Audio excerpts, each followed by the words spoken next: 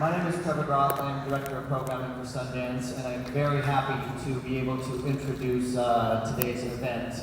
But before I do just want to say some thank yous.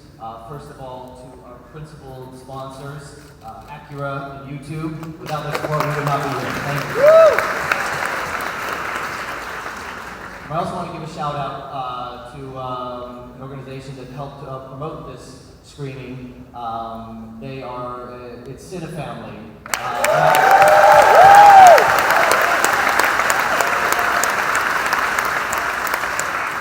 Sounds like you all know who they are, but if you don't, check them out. I think they do the best year-round film programming in LA, over on Fairfax. You should definitely go check them out. And now I'm very happy to introduce today's event, which for Next Fest we decided we wanted to make some real signature, one-of-a-kind moments for every film in the festival.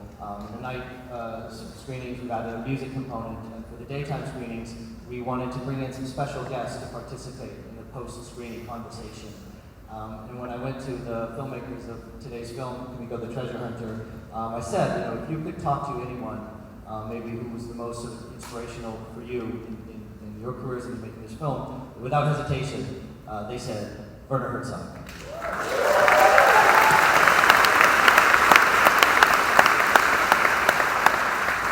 And in spite of being in the very final stages of post-production on his film, an incredibly busy schedule, he agreed to do this, and so I can't thank him enough for that. And so they will be around after the screening for a conversation. The filmmakers of Werner Herzog, so please stick around for that. Without any further ado, it's a pleasure to introduce filmmakers that I've known for a very long time. They've had 7 shorts at Sundance in Park City. This was their 3rd feature there. And it's a real thrill to have them here at Sundance Next Fest. Please welcome David and Nathan Zellner.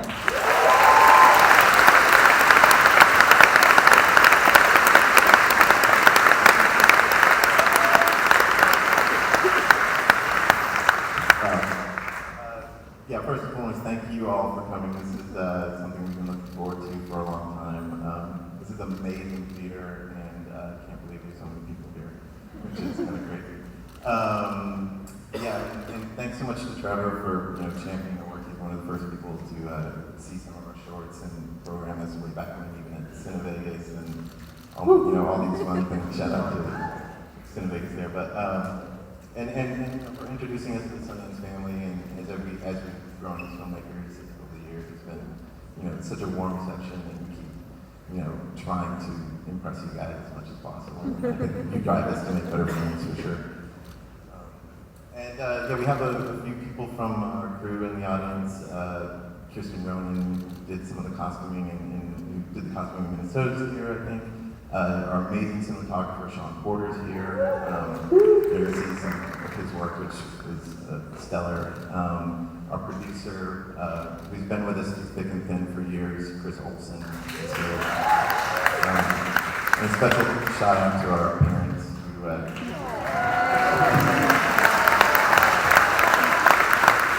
bought us our first video camera in '84. Super 8 before then, so they've been amazing, and so glad they could be here as well. See, the only thing to say about the film beforehand is it's loosely based on it's based on an urban legend that circulated on the internet in 2001, and we created a story from that. Wanted to give a huge, sincere thanks to Werner Herzog for being kind enough to take a chance to come out today. It means the world to us. That's pretty much it. So thanks so much, and we look forward to seeing you after.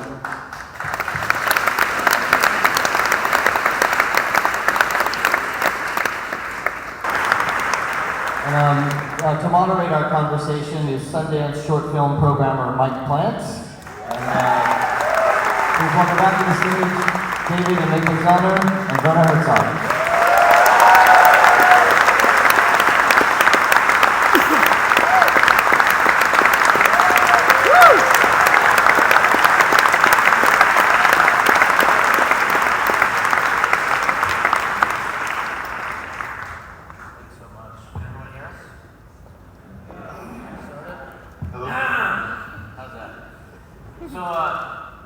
Nathan and David, the obvious first question is always, how did you find out about this, and is it really true, and does it matter to you if it's even true?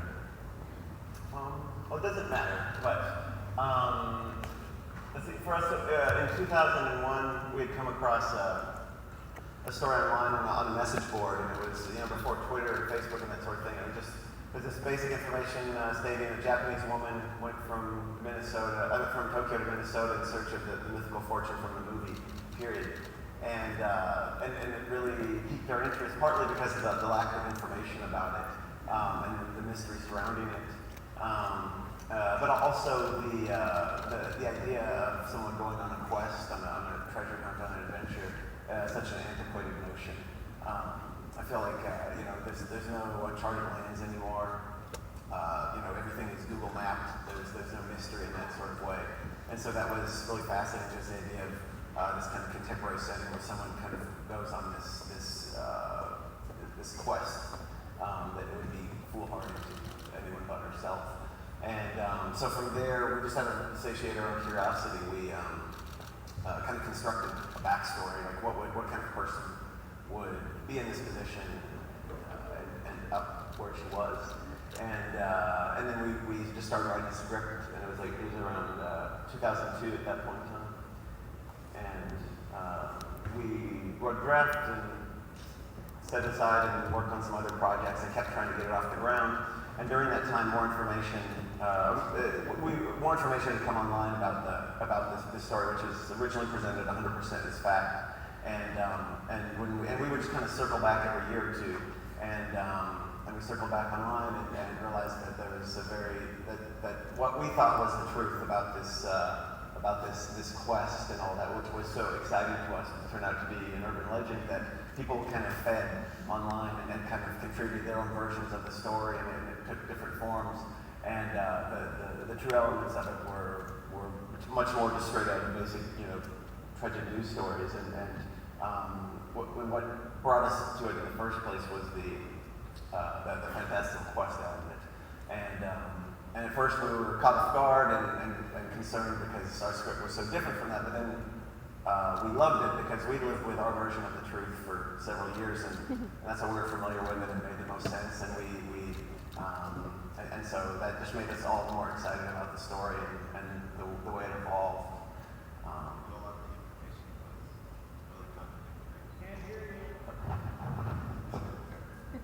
Yeah, I would say a lot of information was written.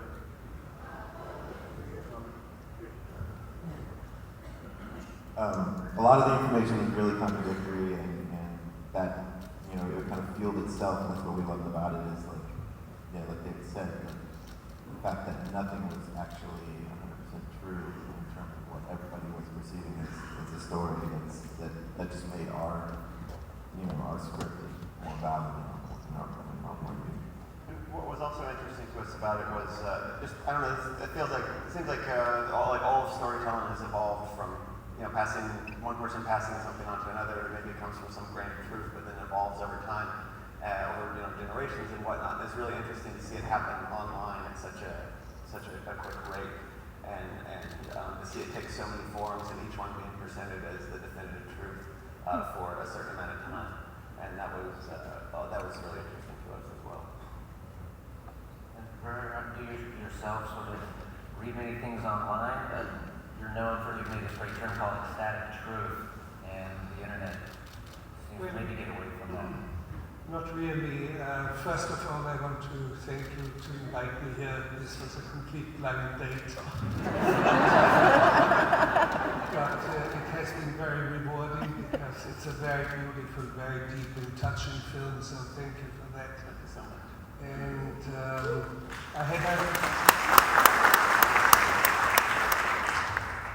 And I had very, very few indications only that the story was somehow taken from the internet. It turned out later that this was an internet invention, which is there's a certain beauty about the internet because nothing is really true. Very, very few things. There's a lot of invention.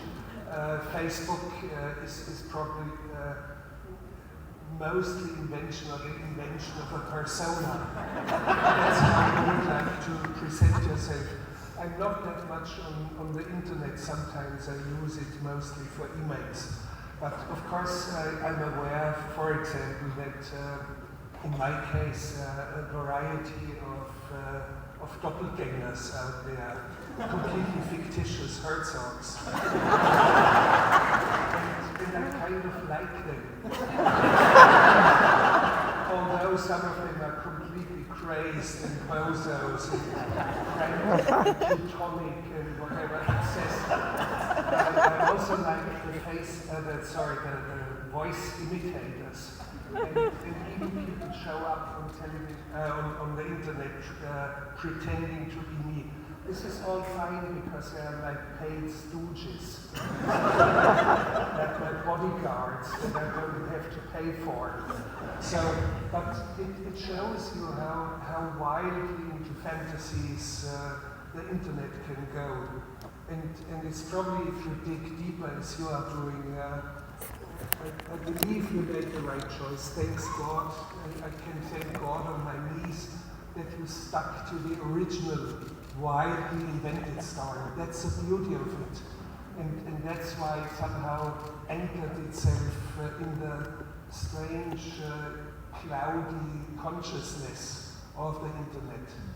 So, and then you do something which is really fascinating, how you somehow start to dig into, I call it carefully now, the truth inherent in a movie, Fargo. And the real beautiful thing is at the beginning how you show the videotape. And the videotape is completely blurred. And that's the most beautiful form of truth. Because it allows you to fantasize and move in any kind of direction. So this is very, very, very well crafted how you approximate what might be truth, and then you go into DVD, it becomes less interesting. The moment pictures are in focus, are less interesting. There's a real beauty in that, the digital Also, yes, it has a great beauty, so you know how to handle it and have to congratulate you. Did you guys, you've only made fiction films, and this is a question for you as well. When you come upon a story that you love so much, what makes you want to do it in a fiction way as opposed to doing it in a documentary or even a short or feature way? Well, I don't know. I don't know. I like where there's a mix of the two. You know, I mean, I don't know. But drawing a clear delineation is less interesting to us. A lot of it. That's why what we love so much about Werner's work. And that goes throughout the process, like with mixing non-actors and actors and creating the natural environment, making it sort of a character in the film, and combining the naturalism with the stylization and all those sorts of things. I feel like kind of weaving back and forth based on what feels right. And for something like Grizzly Man, what made you think this is going to be a documentary instead of writing a script off of something No, like this that? story shouldn't be a documentary. It would have been a massive mistake. And when you are talking about Grizzly Man, it's not a real documentary. It's a feature film in disguise. And it has a star, and the star of the film, Timothy Treadwell, who filmed bears and went into the immediate vicinity of bears, even touching them. For him, it was a great fantasy.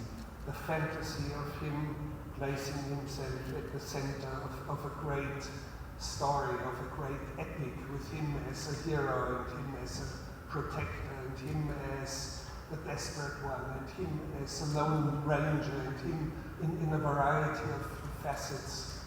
So you have to make a choice, and in Grizzly Man I made a clear choice. It should not be a documentary of the regular kind. It should be should contain inventions, it should contain argument. There's an ongoing argument between me, my voice, and Timothy Treadwell. And there's a certain beauty to it. And you have to ignore certain rules. And in your case, I think it was an absolutely right decision to do the film as you did it. It wouldn't make us a good story for a documentary. Because the underlying elements that you have, people speak of an adventure film and treasure hunting. Yes, that's only a crust at the surface. The real film is about solitude. Solitude in society that has become frozen over, about cold, about frozen, about loneliness, and how in this loneliness fantasies start to emerge and all of a sudden take over and become lethal. So, but it's not the quest for the treasure is lethal, it's a solitude that is lethal.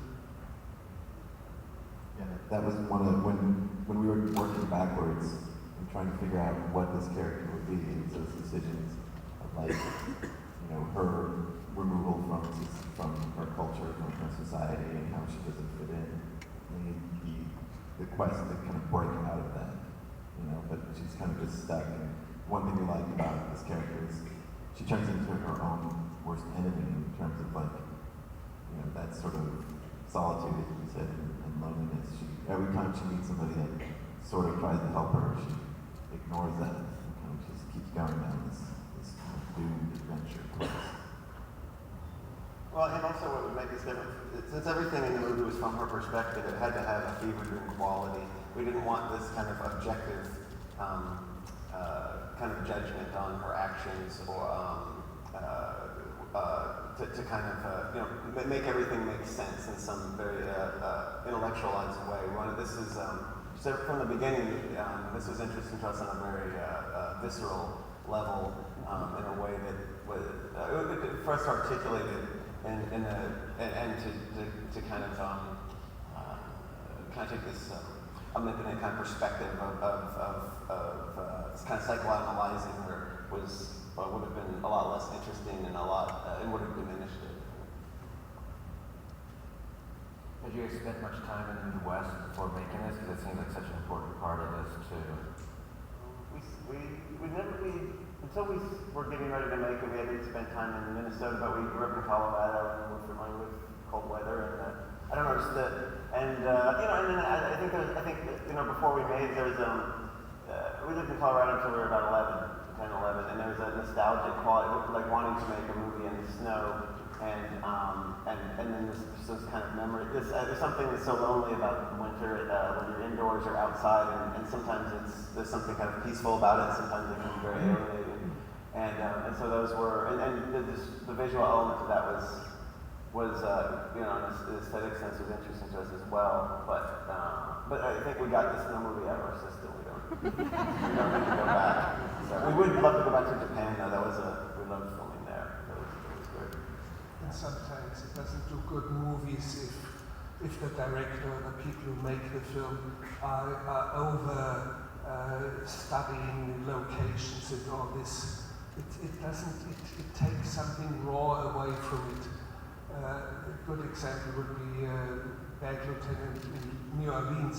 I'd never been in New Orleans. I did 3 weeks of pre-production, but for casting the whole film, putting a crew together, finding 42 locations. And so I just did everything on the run, and people asked me, did you study the jazz scene and the voodoo scene? No, for God's sake, just go in and do it.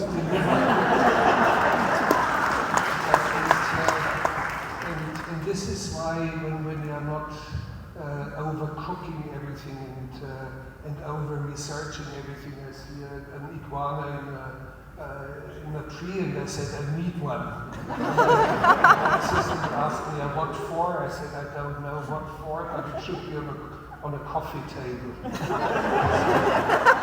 And so I like your attitude, just go up north and do it. Yeah, Japan, and we've been there for previously just visiting for travel, but I think we wanted to familiarize ourselves with the office lady culture, and we had outside of ourselves and our producer Chris and our cinematographer, it was an entirely Japanese crew, and so they were there to correct us if we were doing some huge cultural mistake or anything like that, but we were just open, and they liked that we didn't want to shoot in like the sexy, like neon drenched, places that you normally see within Western interpretations of Japan. So it was really refreshing to them, and it was a nice compliment we got from them that we were, I don't know, just because we picked up, we wanted a lot of very dingy kind of lived-in areas, and they didn't even notice some of those places, and it was fun. They were visiting them for the first time too, because with outsider eyes, we kind of come across them with the pressure perspective. Right. And then things like it's fun. I like going in with some kind of a foundation, but then being open to things that are much more interesting than anything you could write on the page, and have some greater truth on a certain level. And like in Japan, we had this scene with her friend Michi, who approaches her, tries to get her cell phone number, and the end of the scene, it was just falling flat for several takes, and we're just like, going literally from the page, it wasn't working, and then it was like, we'll just pretend like the cell phone's a switchblade and stab her with it, and she was very confused and didn't know what I was talking about, and she said she never made that sound before, and she didn't understand what that was, but just did it, and it gave something more interesting than if we had been, a little more natural with it. So. Probably it's not within the code of behavior in Japan that you chat. But there's something right about it. There's something right about it. And the audience laughed more than in many other moments. It just felt right. Yes, and the audience is always right. When they laugh, they're always right. Even if it's against their intentions sometimes. It hasn't happened to me, but sometimes.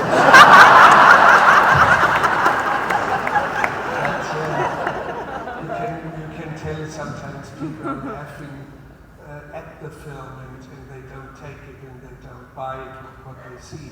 So it's always a healthy way to see an audience laughing.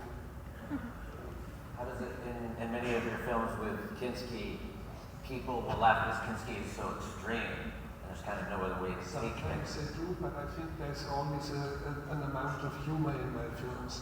You see, for a long time, I've been depicted as the obsessed Teutonic or so.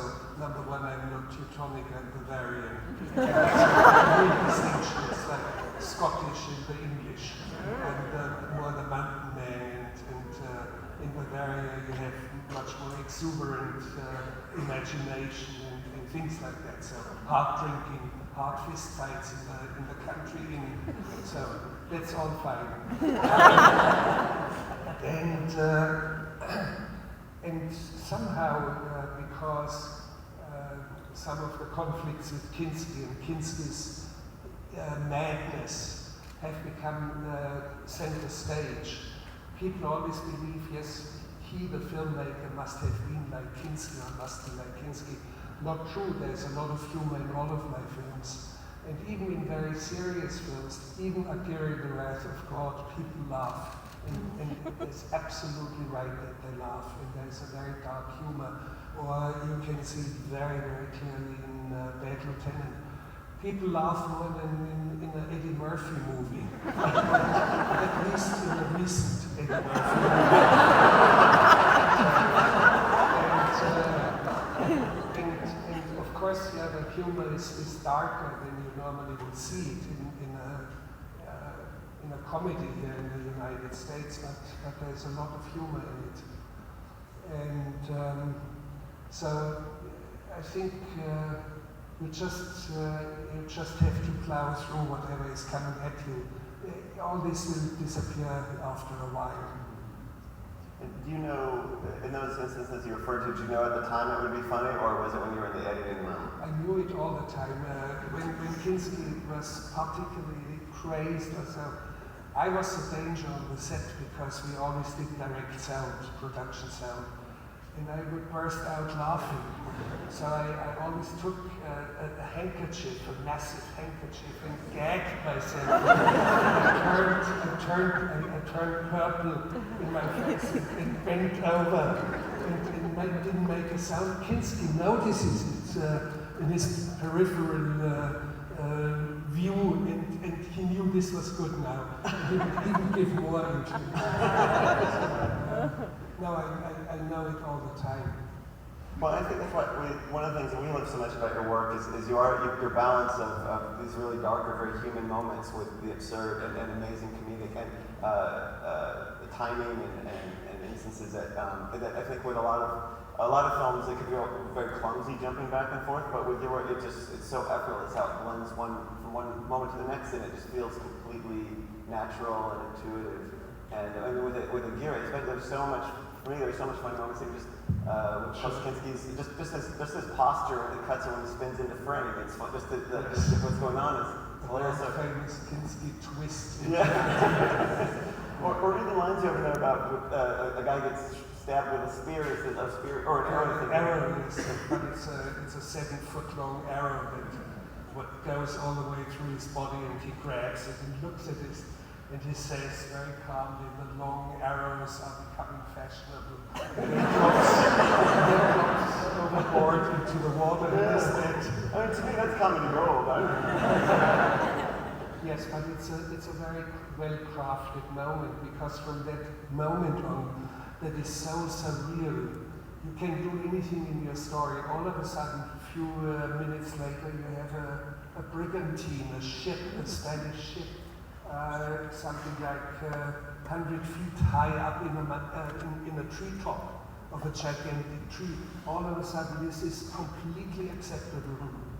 And one of them gets shot by an arrow into his thigh, and he just looks and he says, "This is no rain, this is no arrow, we are only seeing the arrows because we are afraid of it." You see, you can do anything from there on. And it has to do with economy of storytelling as well. And that's one of the things I like about your film, the kind of economy of storytelling. When she gets the credit card from her boss, you do not need to show that she uses it for buying a ticket. You don't need it. And it's absolutely evident later on. You don't need all these explanations, and it's absolutely well-crafted economy of means, the economy of means of narration. And you do not see many people in our business who know how to do this. Yeah, I mean that's I think part. There's a couple. One is just I think it's more gratifying if you leave spaces for the audience to fill in the gaps, and of course it's also obvious. If you show where things go later, it's okay to have a space where people can, where something is unclear, rather than just beat you over the head with every step. But sometimes you make things slightly unclear. At the very end, we see the heap of snow, and she emerges from it and finds a treasure. For a moment, you mislead the audience. I would say it in quotes. Is she really getting up or so? When she finds the treasure, of course, you know this is her last sort of dream before she dies, and it becomes absolutely evident when the little bunny appears. so you craft it very well how you are showing this is a complete last illusion of a girl who dies in the cold. Yeah, she had Bunzo, the rabbit, join her at the end. I think it would have been too brutal to not have him be there with her. So. You're thinking very American now.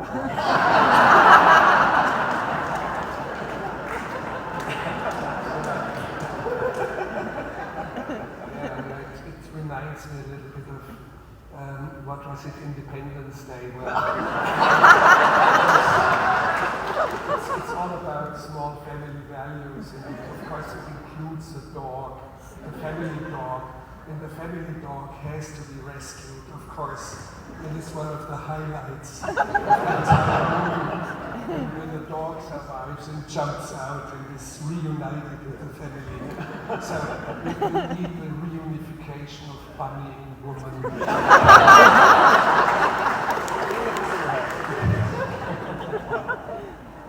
In your film that's not so far off of this choice, I was explicit Well, it Wisconsin. reminded me a little bit, yeah. What was it? Yeah. And at the end of that, there is a dancing chicken. How often do you get asked about the dancing chicken? Well, the dancing chicken, that was something I discovered 10 years, 10, 12 years prior. I was in Pittsburgh, had a scholarship which I returned after 2, 3, 4 days. And then I left my visa status and had to work, have to survive somehow, which my visa status wouldn't allow. So, in fact, immigration found out, and they summoned me. I knew I would get expulsion orders, so I left. And I made it to Mexico, but en route to Mexico in South Carolina, I came across, I made a stop over in this Cherokee reservation, and they have this, which you see in the film, a truck stop and amusement park and ceremonial native Indians in their garb standing around and waiting to be photographed. So, and I strolled around because it was winter and nobody there, or it was approaching winter. And I see people removing chicken and a rabbit, and I said, what are you doing? And they see dancing chicken. And they said, yeah, have a look, there's one left, just throw in a quarter. And the chicken started to dance. And I said, this is phenomenal. And 10 or 12 years later, when I made the film Squashy, I went back to this place. I wanted, and I always knew it was going to be the end of the film. And the owners of these chicken who trained them had their winter quarters in Alabama. And I paid them for 4 months to extra train, to undergo special training and extra training for the chickens so that they would dance as long as possible. So, and at the end, police then comes in and tries to stop the dancing chicken. In their despair, are calling a mechanic or an electrician because they can't stop the dancing chicken. And you see the dancing chicken which cannot stop and cannot stop and cannot stop. And it's, in a way, it's some of the finest I've ever shot. And strangely enough, the crew hated it. They hated it so much that they wouldn't shoot it. So I sent them to lunch, and much of it I shot myself. I think that's about as perfect of an end. I mean, I don't know. That's one of my favorite endings to any film ever. It's so perfect, and it's like not something I can really articulate why, but it just sums everything up in the most perfect, beautiful way. And with the music, of and the course. music is incredible. Yeah. Old lost John. Well, and you have the policeman who very earnestly giving the call on the radio, and then but the dancing chicken is a crisis with the fire and everything else. I got a real policeman, native Cherokee officers, and I asked them, I said to them, we have to burn a car here, can we do it? And they said no, and I said, we'll do it cautiously, and we'll do it tomorrow, but we did it that very day, and they came and they said, oh yeah, these crazies again. And I asked them, can you do something special for the crazies? Can you make a call for us? So they did it, so I thank the Cherokee officers for that gift. Did they see the humor in that? In a way, yes. No, they found me and the crew very funny. I think it was entertainment for them. We said some nice things about Rinko, but assuming from watching the film that she had a great time making it, was she on board the whole way? Did you guys get to know her, or was there actually sort of a language and culture barrier the way there is on screen? Yeah, well, we'd met Rinko in 2008. We'd seen the film Babel and a lot of other Japanese films she'd been in, and we just always liked her choices. And I don't know, she just seemed to. And then we met with her, and she she had great taste, and we had a lot in common with our taste in film and all that. And she just right away got our sensibility, and that we wanted with her character. There's a very melancholic element to it, but we also wanted to embrace the moments of humor and to have that kind of balance weave back and forth.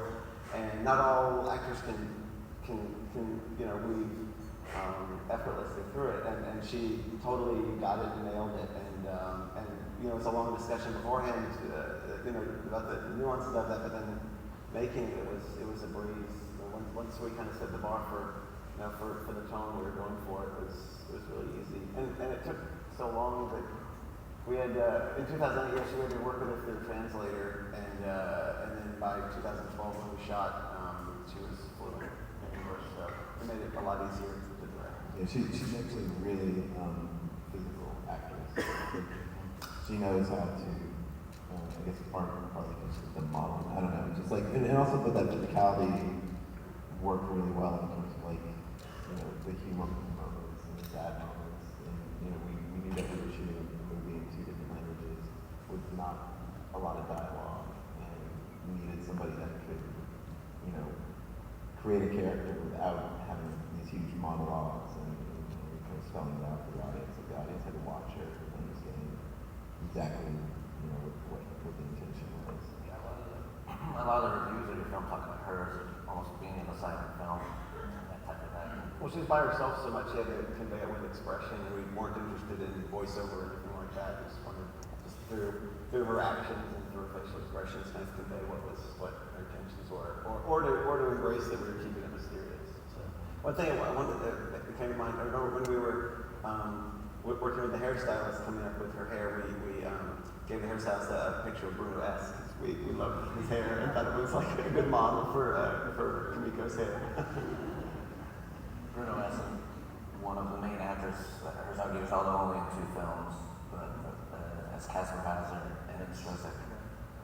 And he was not a professional actor. He had a catastrophic childhood and adolescence. In fact, he was locked away for 23 years from his 3rd year of age. And so he was very, very difficult to deal with because he was completely suspicious of anyone. And yet, when I think back of the great actors with whom I have worked, Kinski, Claudia Cardinale, Christian Bale, now Nicole Kidman, and Nicolas Cage, there's no one like him. He was the best I've ever worked with. Unfortunately, he died a year ago. His name, I know, is known. We do not need to abbreviate it as Bruno S. It was his wish not to become a movie star, not to become known because of his past. And but he published a book with aphorisms. He published a CD with his songs, and he did a gallery opening with naive paintings that he did. And he outed himself with his full name. It is Bruno Schweinstein. So, but in our film, for me, he's still Bruno S. The Bruno, as I would refer to him. But the deepest and the most somehow moving of them all. Did he like his own films? Yes, he did. He really liked it, and he sometimes wouldn't like to step out of his role. In Casper Hauser, he would sleep in his costumes and wouldn't take it off. So, and he wanted to have certain souvenirs from the film. At the end, there's a scene in the morgue, in the marble table where his body is on the morgue, and he wanted to have it, and it was very heavy because it was made of stone granite or marble or whatever. It weighed 2 tons or so. He really wanted to have it, and I said, Bruno, why do you want to have it? And he said to me, Bruno needs to have it because this is a table of truth. Everyone ends up there, everyone is equal, everybody will be seen like he is, and there's no pretext, no pretense, nothing anymore. This is justice. And I bought it for him, of course. Have you shown the film in Japan yet? Are you interested in the take there? We're looking forward to it. It just hasn't worked out with our distribution guys, but we'll be there at some point. Because do you feel like this film is like really uniquely American in how it's going to be received? I don't know. I mean, I've been, for 8 months now, I've been traveling all over the world with it, and I think we just wanted, we weren't really, I don't know, hopefully identify people I identify with on a human level rather than a cultural. That was the most important. Although when we screened at Berlinale and there was a big sized Japanese audience that was there, and it was nice. They liked the portrayal of this stylized version of Japan, so that was the best compliment we could have gotten. No, it should work everywhere, I think. It should work everywhere. It's really good film for, certainly for Europe, United States. What is the technical fate of the film now? You will release it theatrically when? There's working on the exact date for the beginning of next year. It's supposed to come out in the States, yeah.